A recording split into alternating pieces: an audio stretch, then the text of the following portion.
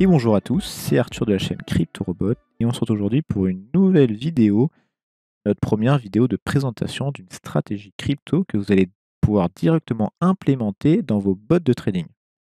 Si vous n'êtes pas au courant, sur la chaîne CryptoRobot, on vous aide à développer vos propres bots de trading qui vont trader 7 jours sur 7, 24 heures sur 24, avec les stratégies que vous allez décider, donc tout ça sans passer par des intermédiaires. C'est vraiment un outil qui est à votre main. On a sorti la première partie en début de semaine, donc je vous invite à aller la regarder si vous ne l'avez pas vue. Et on sort la deuxième partie la semaine prochaine, donc je vous invite à vous abonner pour ne rien louper de nos prochaines vidéos. Bien évidemment, on ne fera pas que ça, on fera aussi des revues de marché, des présentations de plateformes, des présentations de blockchain, de projets, de coins, des présentations de stratégies crypto, donc je vous invite fortement à vous abonner pour ne rien louper. Cette vidéo est la première d'une longue lignée de vidéos où on vous présentera des stratégies de crypto pour vos bots de trading. La marche à suivre sera la même. On fera des backtests sur un très très grand intervalle, un grand historique de valeur sur plein de coins. On ne testera pas la stratégie sur une période donnée où la stratégie marche très bien. Non, on va pas non plus backtester sur les 100 dernières périodes. Non, on va vraiment backtester sur un très grand intervalle de temps pour pouvoir déterminer les meilleurs paramètres possibles. Toutes nos vidéos sont soutenues par des codes. On a codé toutes les stratégies sur Colab et sur Python. Tous ces codes seront accessibles via le lien GitHub qui sera dans la description. Bon, trêve de bavardage, on va commencer avec la stratégie. On se retrouve donc sur TradingView. Avec Tristan, en première vidéo, on voulait vraiment vous présenter une stratégie simple mais efficace. Dans cette stratégie, on va utiliser uniquement deux indicateurs, ça simplifiera beaucoup le code et aussi votre compréhension de la stratégie. La stratégie comporte deux moyennes mobiles exponentielles et l'indicateur Stochd RSI. Qu'est-ce qu'une moyenne mobile? Une moyenne mobile, c'est une moyenne sur les X dernières clôtures. Si nous avons une moyenne mobile 21, nous allons prendre les 21 dernières clôtures et ça va nous tracer un trait. Une moyenne mobile exponentielle, c'est un tout petit peu différent. En fait, on va pondérer, on va appliquer un poids un peu plus important aux dernières clôtures. Ça veut dire que une moyenne mobile exponentielle est un peu plus réactive qu'une moyenne mobile. Le Stochd RSI, c'est un indicateur de momentum, un indicateur qui nous montre les trends de marché, comment se comporte le marché, et nous, on veut savoir si le marché est en zone de survente, de surachat, ou dans la zone médiane. Sur l'indicateur, vous avez une zone médiane en bleu clair, une zone en bas, une zone en haut. La zone en bas, en dessous de 20, c'est une zone de survente.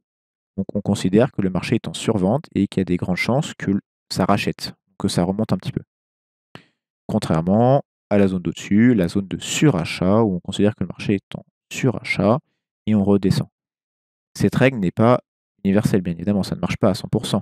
Ça peut très bien rester dans la zone de surachat pour après redescendre ou faire un pic dans la zone de survente et remonter. Voilà.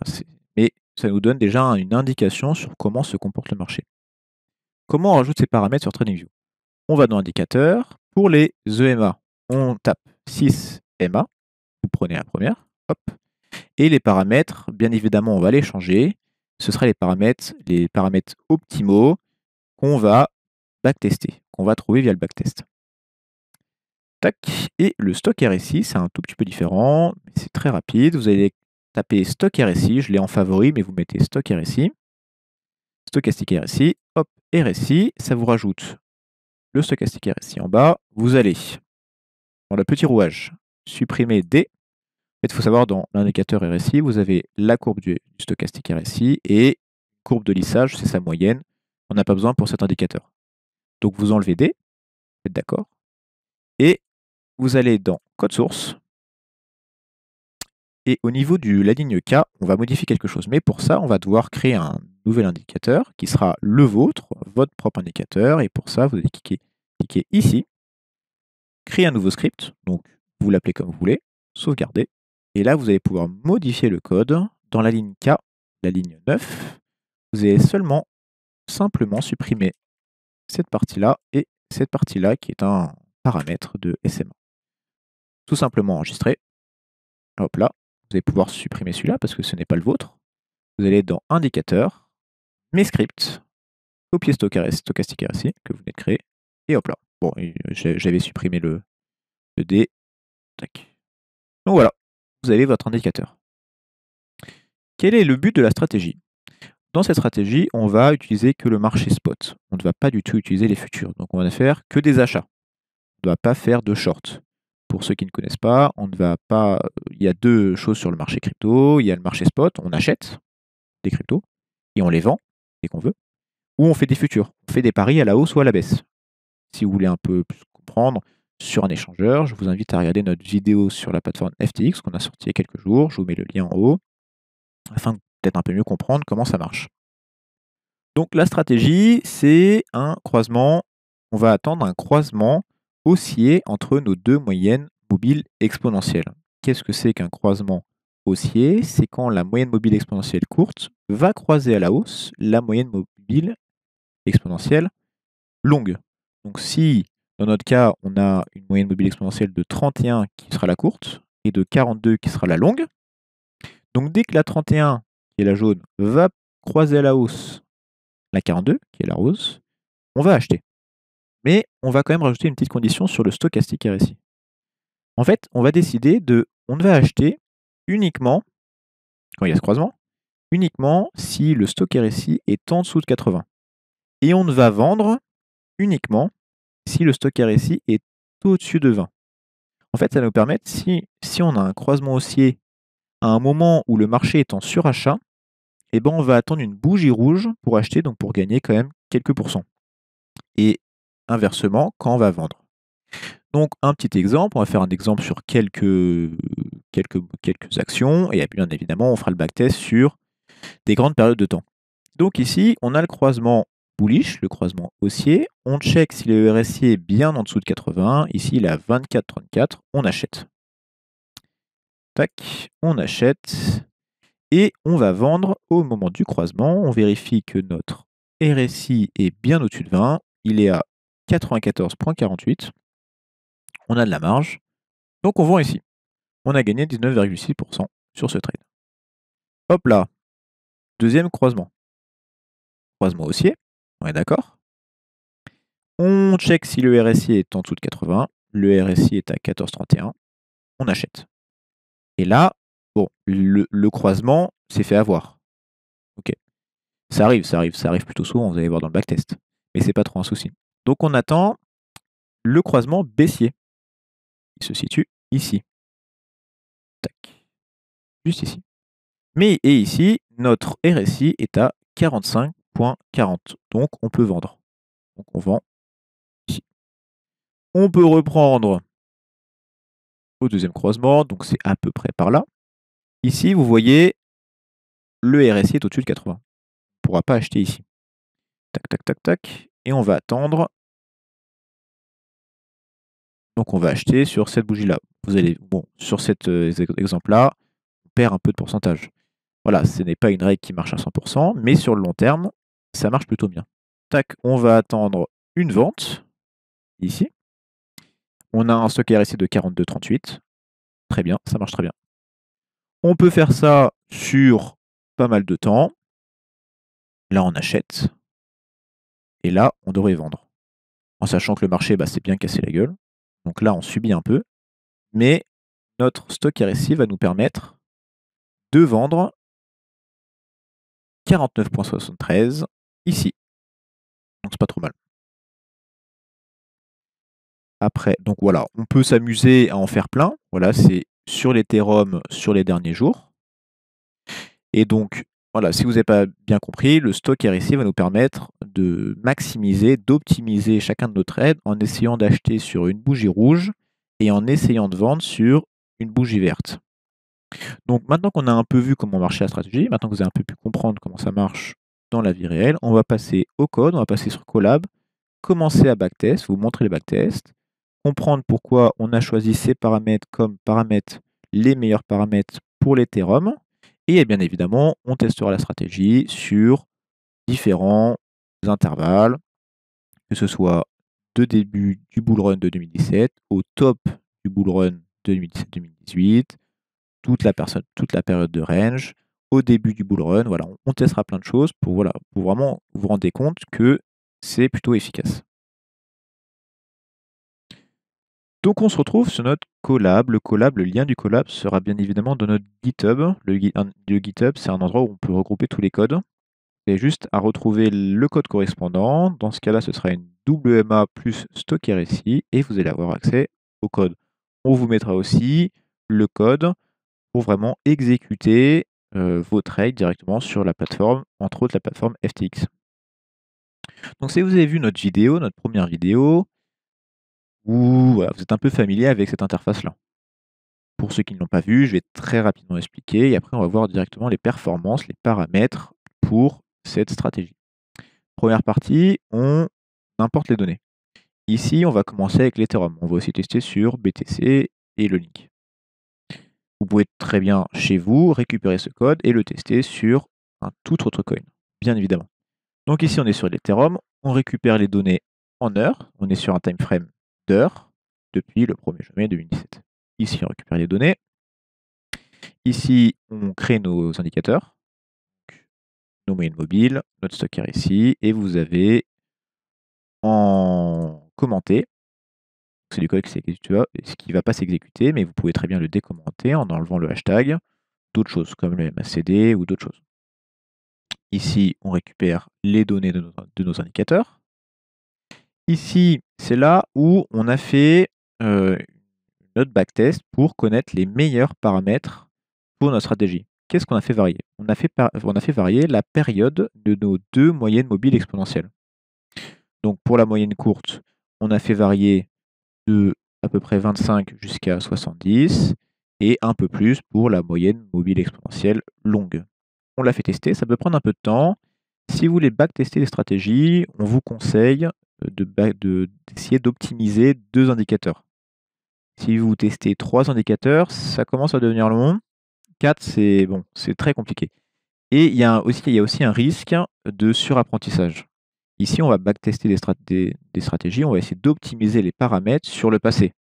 Et le passé ne va pas prévoir le futur. Voilà, il peut rien faire. Donc bien évidemment, les meilleurs paramètres sur le passé ne seront pas forcément les meilleurs paramètres dans le futur. Donc si vous commencez à optimiser le plus de paramètres possible sur le passé, eh ben, il va peut-être avoir trop l'identité du passé et ne pas réussir à s'adapter au futur. Donc ici, les seules choses qu'on a modifiées, c'est les périodes de nos moyennes mobiles exponentielles. On fait le backtest, donc bien évidemment, on teste tout.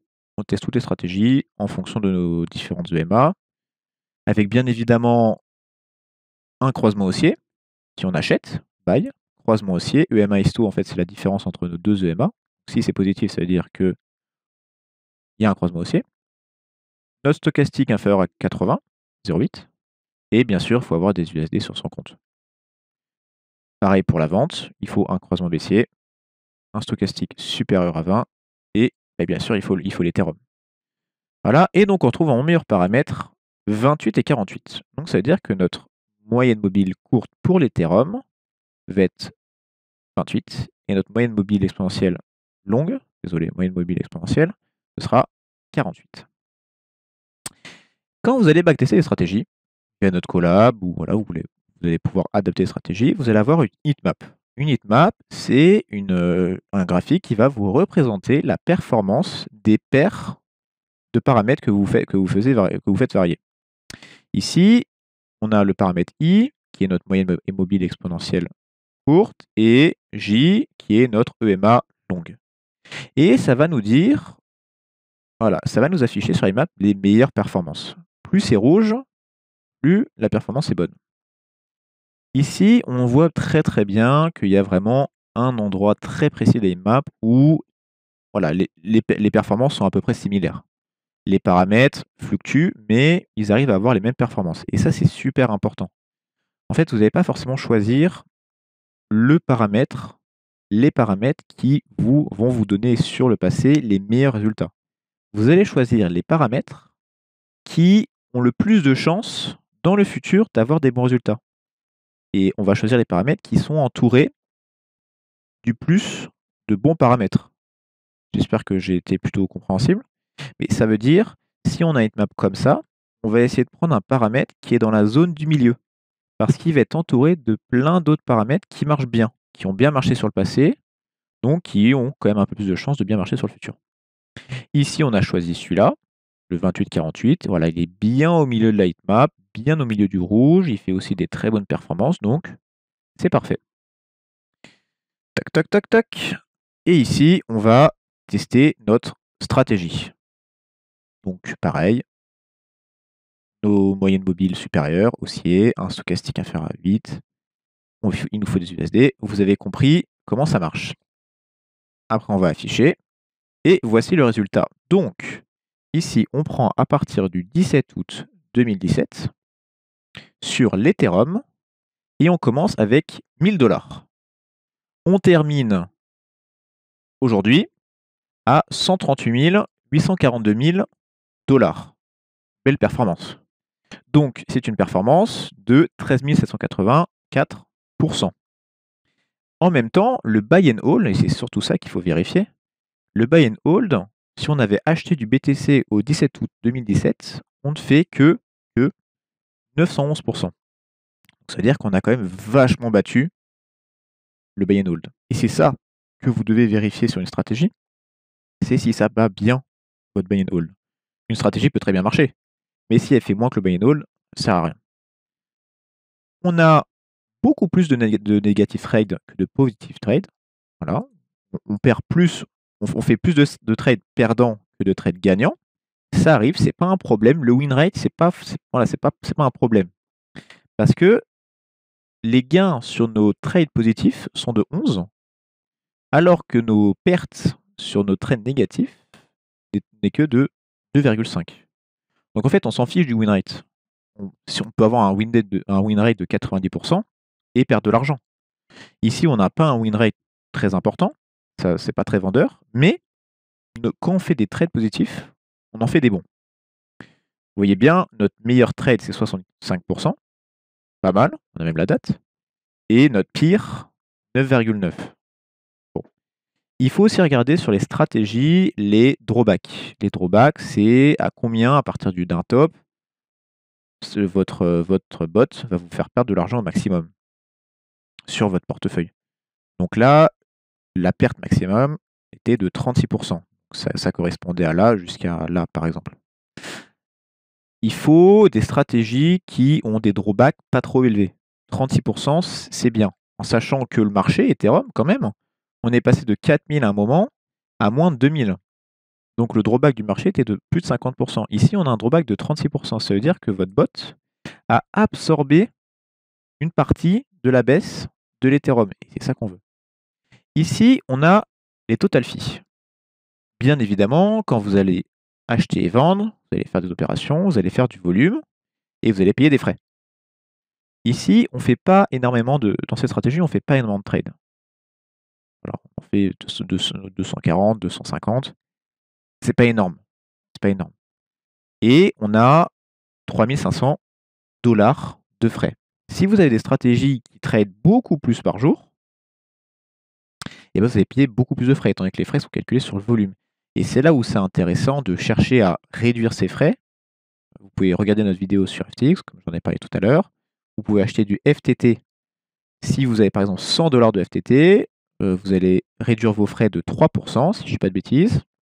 Et si vous voulez vous inscrire sur la plateforme FTT et prendre notre lien d'affiliation qui est dans les commentaires, vous allez baisser vos frais de 5%.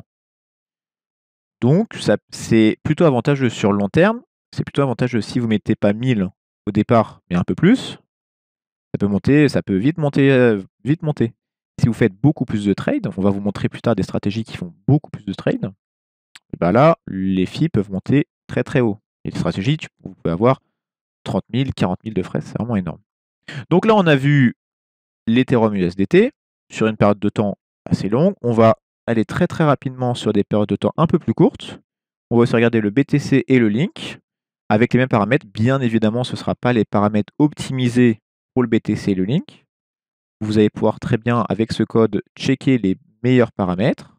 Et voilà, le but, c'est de vous montrer que la stratégie marche bien sur différents coins et sur différentes échelles de temps. Ici, j'ai pris j'ai calculé notre indicateur à partir du 16 juillet 2020, donc c'est à peu près au début du gros bull run qu'on a connu. Et vous voyez, on fait à peu près les mêmes performances. Donc notre performance BS dollar, c'est ça, et les performances de buy and hold, c'est ça, sur l'Ethereum, toujours. Donc vous voyez bien que même si on a un marché qui monte extrêmement vite, l'indicateur, la stratégie arrive quand même à capter une bonne partie du bull run. Donc ça montre que voilà, c'est quand même très efficace en période de range, c'est très efficace en période de bull run. Et maintenant, on va regarder au top de ce bull run-là comment il s'est comporté. On est maintenant sur la période top du top de notre bull run qu'on a pu connaître en 2021. Donc j'ai pris la date du 11 mai pour l'Ethereum, où il a vraiment tout tapé ses 4000, un peu dépassé. Donc toute cette descente, vous voyez que notre performance vs le dollar perd que 12%, alors que le buy and hold, lui, perd presque 21%. On se rend compte que la stratégie est très bonne en range, la stratégie est très bonne en bull run, si elle arrive à capter quand même une belle partie du bull run. Et quand le marché diminue, la stratégie arrive à perdre moins que le coin. Donc c'est une très bonne stratégie, avec des rendements sur le long terme très bons. On va encore tester sur le BTC et le Link, deux autres coins. Vous pouvez aussi tester sur plein d'autres coins. Il faut quand même des coins qui ont un historique assez conséquent, qui ont eu des phases de montée, des phases de descente, des phases de range, pour tester un peu tout. Donc on va tester avec ces paramètres 28-48 sur le BTC et le Link, pour voir si ça fait à peu près la même chose. Et après, vous allez pouvoir commencer à trader dessus si vous êtes convaincu. On se retrouve sur le BTC. Je suis repassé depuis le début janvier 2017. Donc en fait, on prend réellement depuis le 17 août 2017, donc après le bull run. On se rend compte quand même que là, on commence à 1000, on finit à 34 275 $. Donc on a fait une performance de 3327%, en sachant que le buy and hold, lui, n'a fait que 906%. Donc quand même, on se rend compte que cette stratégie marche bien sur l'Ethereum, marche même très bien sur l'Ethereum, marche très bien sur le BTC, surperforme quand même assez largement le buy and hold, avec voilà, toujours le même ratio de positive et de négative. On voit bien que les averages positifs négatifs sont toujours grand avantage et un drawback de 43, un peu plus grand que l'Ethereum, mais ça reste OK. Maintenant, on va regarder notre dernier coin, le Link. On se retrouve pour notre dernier coin, le Link. On a un peu moins d'historique sur le Link. On commence au 16 janvier 2019. Pas trop un souci. Donc on commence encore avec 1000 $. On termine à 100 000%. 100 000 $, 111 000 $ à peu près. Donc on a une performance de 11 000%, alors que le buy and hold c'est déjà très bien, une performance de 4640%. On fait quand même plus d'un x2 par rapport au buy and hold. C'est pas rien. Toujours le même ratio, des positive trades très impressionnants. Très impressionnant. Positive trade, voilà, très élevé. Un drawback de 30, très très bien. Et des fees à peu près comme l'Ethereum. On voit bien, quand on regarde la différence entre notre wallet et le price, on voit bien qu'il y a une très grosse baisse du Link. Et le wallet a quand même, avec la stratégie, a réussi à encaisser cette baisse et à repartir. Donc c'est quand même une très bonne nouvelle. On voit bien que cet indicateur marche très bien sur BTC, Ethereum, Link. Libre à vous de le tester sur d'autres tokens avec un peu d'historique quand même. Vous voyez bien, cette stratégie marche en période de range, après le bull run de 2017-2018. En période de grosse montée de bull run, cette stratégie arrive à tenir les performances. Et en période de grosse baisse, très très brutale, elle arrive à encaisser et quand même à dégager une performance supérieure au buy and hold. La vidéo est terminée et j'espère qu'elle vous aura plu, j'espère que la stratégie vous a plu. Via notre chaîne CryptoRobot, on essaie vraiment de vous donner les armes, les connaissances, les compétences pour que vous puissiez développer votre indépendance financière via des bots de trading à votre main et des stratégies que vous comprenez, que vous pouvez manier, backtester, améliorer, optimiser selon vos envies. Donc cette vidéo n'est pas un conseil d'investissement, on vous encourage fortement à faire vos propres recherches, vous êtes habitués. Tous les liens de collab, tous nos codes seront dans le GitHub, dans la description, je vous encourage à y aller. J'espère que cette vidéo vous aura motivé pour découvrir ce monde merveilleux du trading algorithmique. Cette stratégie était très simple. On en ressortira bien évidemment des prochaines. Et pour ne pas les louper, je vous invite à vous abonner à la chaîne. Lâchez un like si bien sûr cette vidéo vous aura plu. Ça soutient énormément la chaîne. Si vous voulez commencer à trader et à utiliser vos bots de trading, on vous propose d'aller sur la plateforme FTX. Dans la vidéo, on vous explique pourquoi on l'utilise avec Tristan sur la chaîne CryptoRobot. Et si vous voulez soutenir la chaîne, vous pouvez prendre notre lien d'affiliation. Ça vous fera une réduction de frais, ce qui est quand même pas négligeable sur des stratégies qui ont des fois des gros volumes. Encore merci beaucoup et on se retrouve pour une très prochaine vidéo. À bientôt.